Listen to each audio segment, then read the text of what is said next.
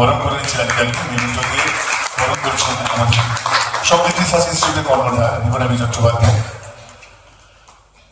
আমি রাজুদাকে অনুরোধ করবো আজকের অনুষ্ঠান নিয়ে কিছু বলার জন্য। মুগ্ধ হয়ে শুনছি, খুব ভালো লাগছে। এক ঐতিহাসিক মুহূর্তের সাক্ষী থাকছি বলে বিশেষ কিছু বলার নেই। আপনাদের মতন আমিও বসার স্বাগতম করছি। থাকবো শেষ পর্যন্ত, আপনারা থাকবেন। আর বিশেষ কিছু বলবো না, ধন্যবাদ। সত্য সদানন্দ নাম ওনাতে বেশি ভালো হতো, সারাক্ষণ আমাকে হাসি লেগেই গেছে। পঙ্কজদাকে সম্পর্কে জানাবেন আমাদের সঙ্গীত রিসার্চ ইনস্টিটিউটের কর্ণধার নিবরাবি চট্টোপাধ্যায় নিবরা মেমেন্টো দিয়ে সম্পর্কিত করা হবে।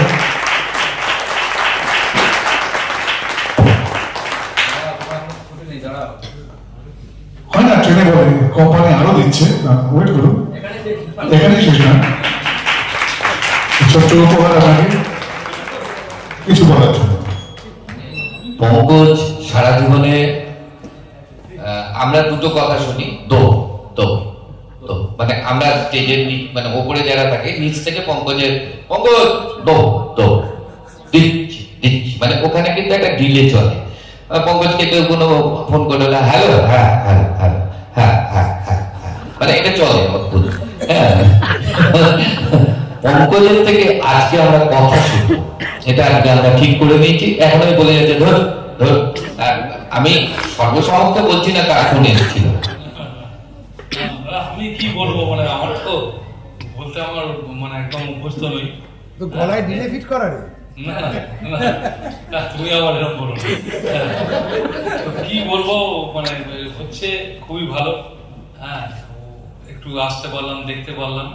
হ্যাঁ, আর আমাদেরই তো মানে এটা যে হচ্ছে, এটা আমাদেরই কাজের একটা অংশ।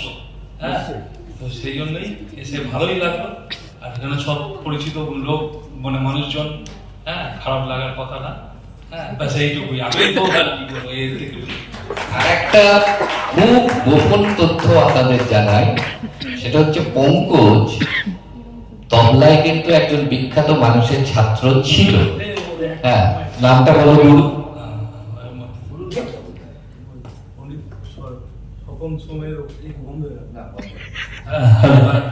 বলছি ওই পণ্ডিত স্বপন শিব আর কি। ওই মানে আমার মামা ছিল বিশ্বনাথ দাস, সে তার বাজাতো আর কি। মানে আমার মামার বাড়ির দিকে গান বাজানো একটু চর্চা আছে, তো সেই কারণে আমার মেজ ছেলে যে ও তবলা শিখতো ওনার কাছে। তা তখন আমি অনেকই ছোট আর কি। তা বললো যে বাবু তোকেও নিয়ে যাও।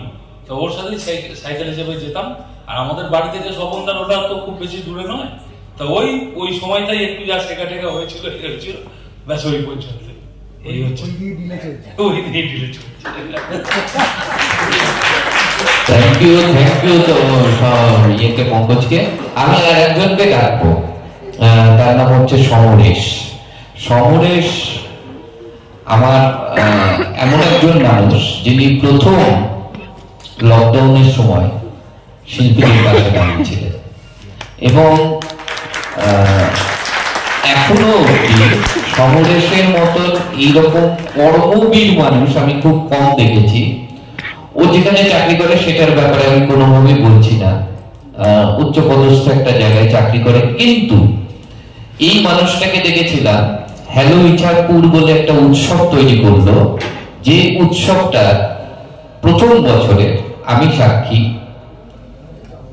5 লাখ টাকা ও বাড়ি তৈরি করার জন্য নিয়ে এসেছিল, সেই পুরো টাকাটা ধরে মেলা দিয়ে দিয়েছিল।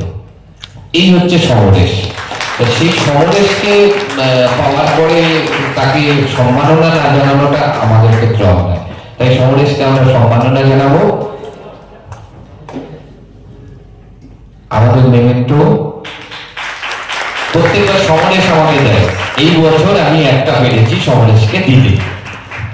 না এখানে না, আর আমাদের তরফ থেকে একটা ছোট্ট, এটা হচ্ছে সমরেশের পুরো ভ্যালু ইচ্ছাপুরের জন্য। সমরেশের কাছ থেকে 2-4টি কথা শুনবো। এতটা না বিপদা যতটা বললি, যাই হোক এখানে সব গুণীজন মানে গুণী ব্যক্তিরা বসে আছেন, আর যারা পারফর্ম করছেন তারাও মানে প্রতিযোগিতায় যারা অংশগ্রহণ করছেন তারাও অত্যন্ত গুণী মানুষ। এবং এই যে একটা ভালো সুযোগ, আমার মনে হয় যে মৃগদা যেটা বলেছে যে পশ্চিমবঙ্গে প্রথম বাংলা ঢোলের ওপর প্রতিযোগিতা, আর এখান থেকে আমরা আগামী দিনে শুধু বাংলা না, ভারতবর্ষ না, সারা পৃথিবীতে পারফরমেন্স করবে, বিভিন্ন জায়গায় বিভিন্ন মঞ্চে অংশগ্রহণ করবে, অনুষ্ঠান করবে। সেই সমস্ত শিল্পীদের আজকের মনে হয় এই মঞ্চ থেকেই জন্ম হবে। তো সকলকে অনেক অনেক শুভেচ্ছা। আমার সেরকম কিছু বলার নেই, আমি চাইবো এটা প্রত্যেক বছর হোক, আমি আমার মতো করে পাশে থাকবো, নিশ্চয়ই থাকবো। এবং অনেক অনেক শুভেচ্ছা, এবং এটা আয়োজন করার জন্য, এটা ভাবার জন্য যে মৃগদা আগামী প্রজন্মকে তৈরি করে দিয়ে যাচ্ছে। মৃগদার জন্য সবাই একটু জোরে হাতে দেবে। আর অসাধারণ আয়োজন, এই আয়োজনকে সম্মান, কুর্নি, সমস্ত কিছু যা আছে শ্রদ্ধা জানিয়ে আমার বক্তব্য শেষ করছি। সবাই খুব ভালো থাকবেন, আর একটু থাকতে পারলে ভালো হতো, কিন্তু একটু তাড়া আছে বলে আমি চলে যাচ্ছি। অনেক সবাই খুব ভালো থাকবেন, সুস্থ থাকবেন এবং আনন্দে থাকবেন, সঙ্গীতে থাকবেন, তালে থাকবেন।